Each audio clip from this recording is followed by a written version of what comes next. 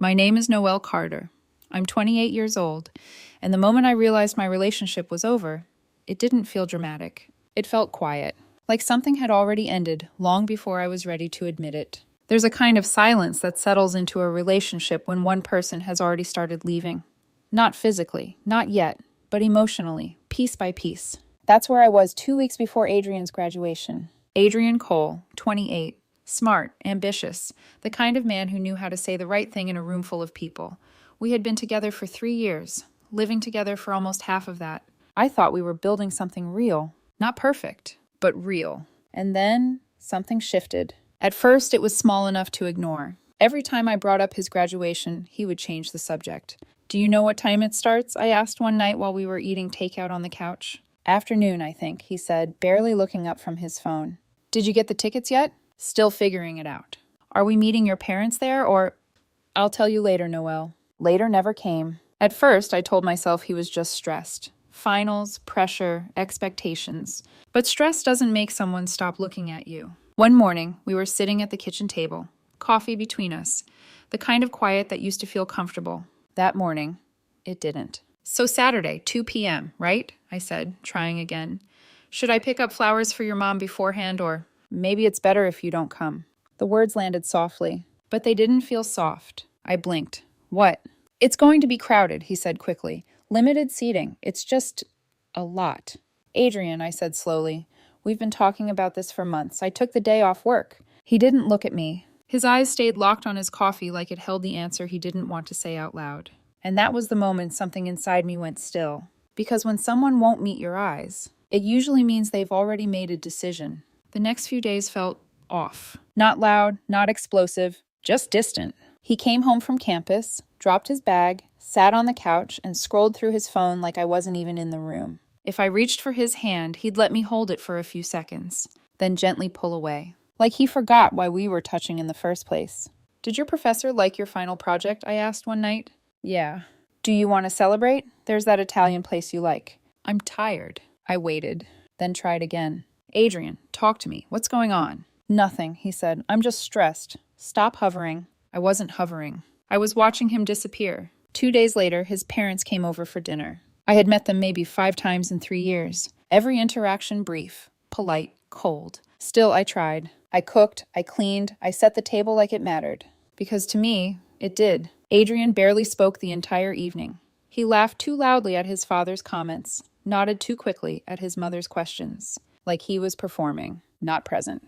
Then his father, Richard, set his fork down, slowly, precisely, and looked at me. "So, Noelle," he said, "Adrian tells us you work in IT system administration." "I manage systems," I said calmly. "Yes." He nodded like I had just confirmed something disappointing. "Natalie worked in finance," he said. The name landed like a weight. Natalie Walker, his ex, the woman his parents had always preferred. I felt Adrian's hand tighten slightly under the table. "Dad," he muttered. "Just making conversation," Richard said smoothly. "Natalie is doing very well," he continued. "Just bought a place in River Oaks." Patricia finally spoke. "Such a shame how things ended between you two," she said to Adrian, ignoring me completely. "You were so well matched." I put my fork down. "I'm sitting right here." Richard looked at me, finally. "Of course," he said, "no offense intended." But this wasn't an accident. This wasn't awkward conversation. This was deliberate. A message wrapped in politeness. "You are not the one we wanted." I looked at Adrian, waiting, just once, for him to say something. He didn't. He stared at his plate, and that silence said more than anything else could have. "What exactly am I supposed to do here?" I asked quietly. "Sit here while your parents talk about how perfect your ex was?" Patricia's expression hardened. "There's no need to be rude." "I'm being rude?" I said, my voice steady. "I cooked dinner in my own home, and now I'm listening to you praise another woman at my table." Adrian spoke then, so quietly I almost missed it. "It's my apartment." The room went still, not because of what he said, but because of what it meant. I wasn't just unwelcome at his graduation. I wasn't even home. The silence after that sentence didn't feel loud. It felt final. Richard and Patricia exchanged a glance. Not surprised, not uncomfortable, just confirmed. Like something they had suspected had just been proven right in front of them. Richard stood first. "I think we should be going." They left within minutes. Patricia hugged Adrian tightly at the door. She didn't look at me, not once. Richard walked past me like I wasn't there. And just like that, The room emptied. Adrian turned to the sink immediately, started washing dishes that were already clean, plates clattering harder than necessary, noise, covering something, avoiding something. I watched him for a few seconds. Then I asked, "Are you going to talk about what just happened?" "They're old-fashioned," he said quickly. "They don't mean anything by it." "Your father compared me to your ex at our dinner table." "Just drop it, Noelle," he snapped. "You're being sensitive." Sensitive. That word again. Like my reaction was the problem. "How long have you known they don't like me?" I asked. He didn't answer right away. Then he turned around, frustration already written across his face. "What do you want me to say?" "The truth." He exhaled sharply. "Fine," he said. "They don't like you. They think I could do better. They think Natalie was better for me." Each sentence landed heavier than the last. "Are you happy now?" My stomach dropped. Not because it was new, but because he finally said it out loud. "So you've just been hiding me from them this whole time?" I asked quietly. I didn't want to deal with their judgment. "So instead of standing up for me, you just made me invisible." "It's not that simple." "It really is," I said. "You either defend your partner or you don't." He didn't answer. He just turned back to the sink and kept washing. That was the moment I understood something clearly. He wasn't confused. He had already chosen. The next week felt like living beside a stranger. He stayed out later. "A library," he said. 10, 11 at night. Straight to bed. No conversation. No eye contact. No us. One night, I woke up around 2 a.m. The bathroom light was on. I heard it before I saw it. A soft laugh. Quiet. Warm. Familiar. The kind he used to give me. The next morning, I asked, "Who were you texting last night?" "Lena," he said immediately. "She's having boyfriend problems." "At 2 a.m.? She works late shifts," he said, irritation creeping into his voice. "Why are you interrogating me?" I didn't argue. Because I didn't need proof anymore. Distance has a sound, and I had been hearing it for days. The morning of his graduation, I woke up and he was already dressed. Suit pressed. Hair done. Phone in his hand. Smiling down at the screen. A smile I hadn't seen in weeks. "You look good," I said. "Thanks," he replied, barely glancing up. I stood there for a moment. Then asked, "Are we really not going to talk about this?" "Talk about what?" Like it was exhausting for him. "About me not being there today," I said. "About your parents treating me like I don't belong. About Natalie still being part of this conversation." That's when he changed. He set his phone down. Hard. "Fine," he said. "You want the truth?" "Yes. My parents don't think you're good enough for me." There it was again. Clear, direct, unfiltered. "They think I'm wasting my time," he continued. "That you don't have ambition, connections, anything that adds value long term." I felt something inside me go completely still. "They like Natalie," he said. "They always have." He grabbed his watch, slipped it on, then paused, and added almost casually, "Sometimes I think they might be right." That was the moment. Not when his parents spoke. Not when he excluded me. That moment. Because those words didn't come from pressure. They came from him. There are things you can forgive. Miscommunication. Stress. Fear. But not that. Not when someone looks at you and decides, "You're not enough." I nodded slowly. "I understand," I said. He frowned. "What?" "I understand," I repeated. "You should go. You don't want to be late." "That's it?" he asked. "That's all you're going to say?" "What do you want me to say, Adrian?" I asked quietly. "You just told me everything I needed to know." He stood there, waiting. For me to argue. Beg. Convince him. But I didn't. And when I didn't, he left. The door slammed behind him. The apartment shook slightly. Then it went quiet. I stood there for about 5 minutes, not crying, not angry, just still. Then I turned around and started packing. 3 hours. That's how long it took to erase 3 years. Clothes, books, my laptop, documents, everything that was mine, everything that proved I had existed in that space. The apartment felt different as it emptied. Not sad, just honest. It had never really been mine, just like I had never really been part of his world. I loaded everything into my car. 4 trips. When I came back the last time, I stood in the doorway for a second, looked around. Nothing left of me. I walked to the kitchen, placed my keys on the counter, next to a note. "Good luck with everything." No explanation, no emotion, just closure. I walked out. Didn't look back. I drove across town to Leah's place. She opened the door, took one look at the boxes in my car, and didn't ask questions. Just helped me carry everything inside. Halfway up the stairs, she finally said, "Do you want to tell me what happened?" "He didn't want me at his graduation," I said simply. "His parents prefer his ex." She stopped walking. Wait, what?" I left. She stared at me for a second, then nodded slowly. Okay, she said. Yeah, that makes sense. That was it. No overreaction. No disbelief. Just understanding. That night, my phone started lighting up. Calls. Messages. Noelle, where are you? This isn't funny. Why is your stuff gone? Answer me. My parents are asking questions. I stared at the screen. Didn't respond. Around 9 p.m., an unknown number called. I answered. This is Richard, the voice said immediately. Of course it was. Noelle, where are you? He asked. Adrian is not well. We need to talk. I don't think we do, I said. We may not have been as welcoming as we should have been.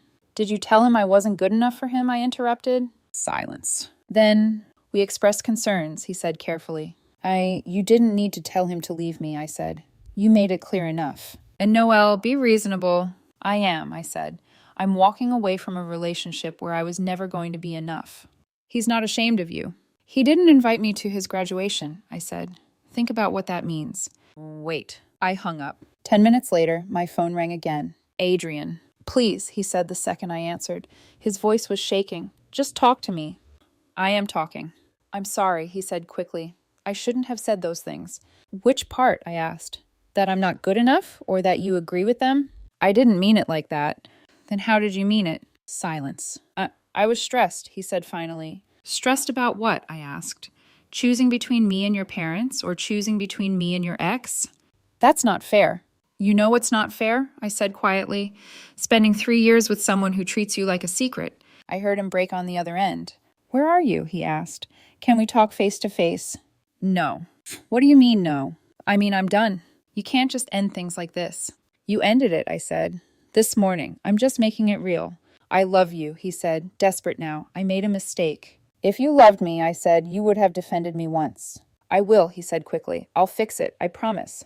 It's too late. It's not. It is for me, I said. There was a pause. Then I said softly, Goodbye, Adrian. And I hung up. Then I turned my phone off. For the first time in 3 years, everything was quiet, and I wasn't waiting anymore. The next morning, I turned my phone back on. 47 notifications. Most of them were from Adrian. Missed calls, long texts, half-finished apologies sent in waves like panic had taken over his thumbs. Please answer. I know you're hurt. I know I messed up. Please just let me explain. One message stood out because it came from a number I didn't recognize. I opened it. Hi, Noelle. This is Natalie. Adrian's parents gave me your number. I don't know exactly what happened, but he's a mess.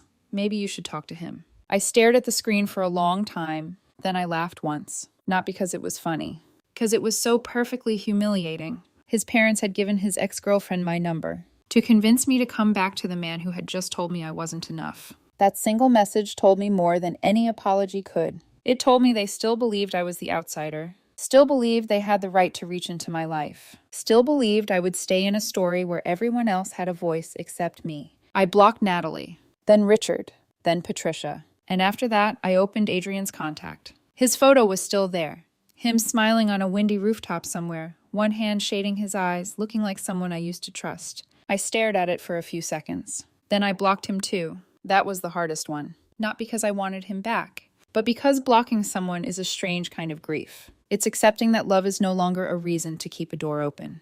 A week passed. Then 2. I threw myself into routine because routine was the only thing that didn't ask emotional questions. Work, gym, grocery store, sleep, repeat. I started eating real meals again instead of surviving on coffee and whatever sadness made easiest. I stopped checking my phone every 20 minutes. Stopped replaying the graduation morning in my head. Stopped asking myself whether I should have shouted more, cried more, fought harder. Because deep down, I knew the truth. I hadn't left because of one sentence. I had left because of a pattern. Because every silence had added up. Every deflection. Every time he let someone diminish me and called my reaction dramatic. Every time he asked me to understand what he would never defend. One evening, Leah came home from work, dropped her bag by the door, and gave me a look I immediately didn't like. What? I asked. She hesitated. Adrian came to your office today. I froze. What? He waited in the lobby for almost an hour, she said. I only know because I stopped by to bring you the charger you left here, and I saw him leaving. A slow tension pulled through my stomach. What did he say? He asked if I knew where you were staying. She crossed her arms. I told him that wasn't my information to give. I looked down. Did he seem angry? No, she said softly. He seemed wrecked. That should have made me feel something warm. At one point, it would have. Instead, I just felt tired. What else? Leah sat down across from me. He said he told his parents to stop contacting Natalie. He said he told them they were wrong.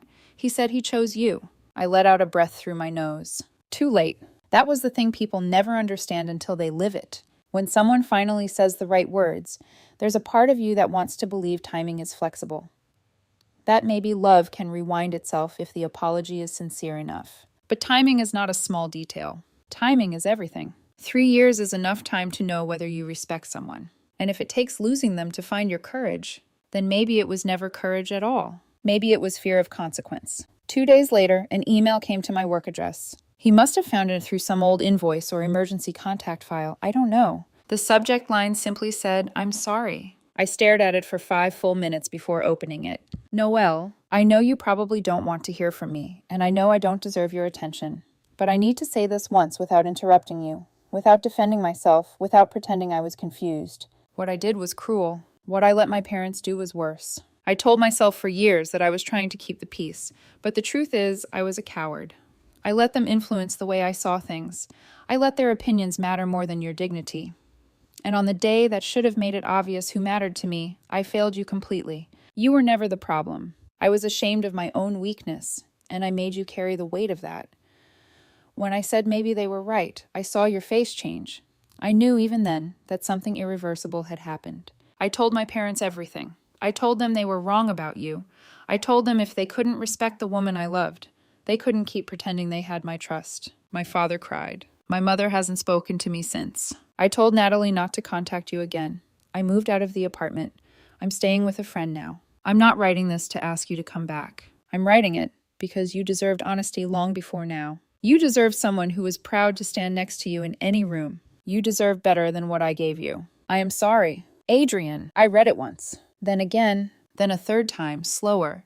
And the worst part was, I believed him. I believed he was sorry. I believed he finally understood. I believed the pain in that email was real. But belief wasn't enough anymore, because understanding after damage is still after damage. I closed the laptop and didn't reply. A month went by. The sharpness of it all started to dull, not disappear, just soften at the edges. I began to notice little things again. The way mornings felt less heavy. The fact that I could hear a song we used to play in the car and not immediately need to leave the room. The relief of not wondering whether I was too much, too emotional, too embarrassing, too ordinary. I wasn't any of those things. I had just spent too long beside someone who benefited from me doubting myself. That was around the time I met Ethan. It wasn't dramatic. No cinematic accident. No instant electricity. Just a normal Wednesday. The printer on our floor had jammed for the 3rd time that week, and I was standing there muttering under my breath when a voice behind me said, "I think that machine feeds on human suffering." I turned. He was tall, dark-haired, carrying 2 folders and a coffee cup, with the kind of expression that made you feel like he had already noticed everything and wasn't in a hurry to prove it. I laughed before I meant to. "That would explain a lot," I said. "Ethan Cole," he said, shifting the folders into one arm so he could offer a hand. "Noelle Carter." He worked in project coordination for one of our vendor teams, which meant our paths crossed just enough to become familiar without either of us forcing it.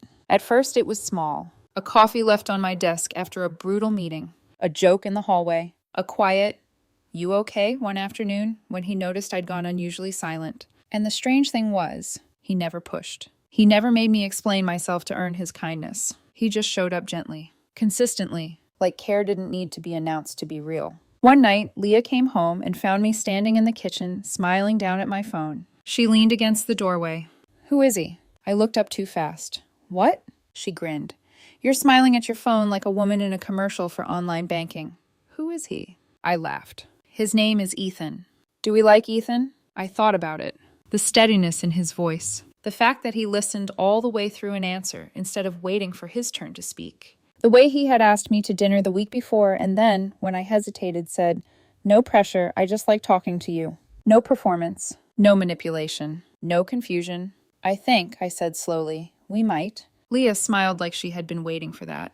And for the first time in a long time, the future didn't feel like something I had to survive. It felt possible. 3 months later, I ran into Adrian again. It wasn't planned. It never is. Leah and I had stopped at a small coffee shop near my office, the kind of place with soft lighting, quiet music, and just enough space between tables to pretend you're alone. I was standing at the counter when I felt it. That subtle shift in the air, like something familiar had entered the room before I even turned around. Noelle. I knew the voice immediately. I turned. Adrian stood a few steps behind me. He looked different. Not dramatically, but enough. Thinner. Tired.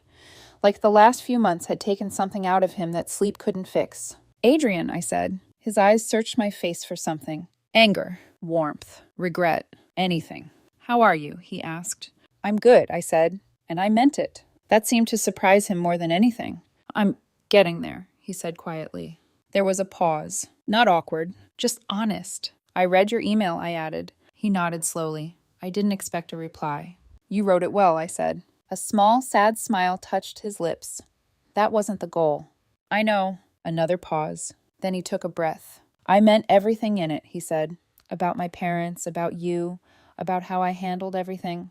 I believe you, I said. And I did. That was the strange part. I didn't need to argue. I didn't need proof. Because belief didn't come with expectation anymore. It just existed. He looked at me carefully. Are you seeing someone? He asked. I hesitated for half a second, then nodded. Yes. Something flickered across his face. Pain, but also acceptance. I'm glad, he said. You deserve that. Thank you. Leah shifted slightly beside me, like she was ready to step in if needed. But she didn't have to, because there was no tension left to manage. Adrian glanced toward the door, then back at me. I won't keep you, he said. I wanted to see how you were, and to say it in person. You did, I said gently. He nodded. Then after a moment, he added, For what it's worth, you were always enough. I held his gaze. I know, I said. And that was the difference. Before, I needed him to say it. Now, I didn't. He gave a small nod, then turned and walked out. Leah let out a breath beside me. Well, she said, that was a lot. I picked up my coffee. Yeah, I said. You okay? I thought about it. About the version of me from 3 months ago, standing in that kitchen, hearing the door slam, wondering if I had just made a mistake. About the nights I lay awake, replaying conversations, questioning my reactions, shrinking myself to understand someone else's choices. And then I thought about now, about the quiet, the steadiness, the absence of doubt. Yeah, I said, I really am. That night, Ethan and I were cooking dinner together. Nothing fancy, just pasta, music playing softly in the background, him pretending to follow the recipe while clearly improvising. You're doing that wrong, I said, watching him. I'm enhancing it, he replied. With what? Confidence. I laughed, and the sound felt easy. He glanced at me, noticing something. What? I asked. You seem lighter, he said. I saw someone today. He didn't tense, didn't interrupt, just waited. My ex, I said. He nodded once. And nothing, I said, smiling slightly. That's the point. He stepped closer, not to fix anything, not to claim anything, just to be there. That's good, he said quietly. It is. There was a moment of silence, comfortable. Then he reached out, brushing his fingers lightly against mine. No urgency, no expectation, just presence. And I realized something then. Love isn't supposed to feel like something you have to prove. It's not supposed to feel like a negotiation. It's not supposed to depend on who's watching. Later that night, my phone buzzed. Unknown number. I opened the message. I saw on Leah's social media that you're seeing someone. He seems like a good man. I hope he treats you the way I should have. Take care of yourself, Noelle. Adrian. I read it once. Then I typed back. I hope you find what you're looking for. Take care. I sent it, then deleted the thread. Not out of anger, but because it no longer needed to exist. Some chapters don't end with closure. They end with quiet. A few weeks later, Ethan invited me to meet his parents. Just dinner, he said. No pressure. I smiled. You're very bad at making things sound casual. He laughed. That obvious? His parents welcomed me like I had always been there. No measuring. No comparisons. No subtle questions disguised as judgment. Just warmth. At one point, his father pulled me aside while Ethan was in the kitchen. You make him happy, he said. I blinked slightly. He makes me happy too. He nodded. Good, he said. Then your family here. Family. Just like that. No conditions. No past hanging over the table. That night, lying in bed beside Ethan, the room quiet and dim, I stared at the ceiling for a moment. You awake? He murmured. Yeah. What are you thinking about? I turned my head slightly, looking at him. How peaceful this feels, I said. He smiled softly. Good, he whispered. It should. I closed my eyes. And for the first time in years, There was no voice in the back of my mind asking if I was enough, because I already knew the answer. I always had. I just needed to walk away from someone who couldn't see it,